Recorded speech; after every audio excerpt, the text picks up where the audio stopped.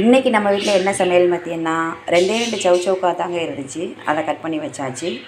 தாளிப்புக்கு தேவையான ஒரு சின்ன வெங்காயம், ஒரு தக்காளி, 4 பச்சை மிளகாய் கீறினது, கருவேப்பிலை, கொஞ்சம் இறால், அவ்வளோதாங்க. இப்போ பாருங்கள், எல்லாத்தையும் சேர்த்து வதக்கியாச்சு. இப்போ காயை சேர்த்துக்கலாம்.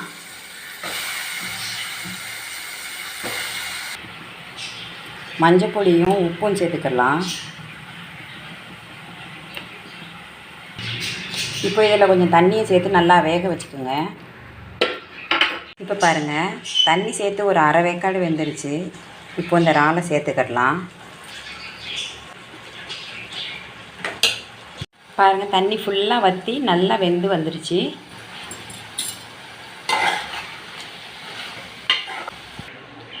சவுச்சவுக்கா ரெடி ஆயிடுச்சு. வாங்க சாப்பிடலாம்.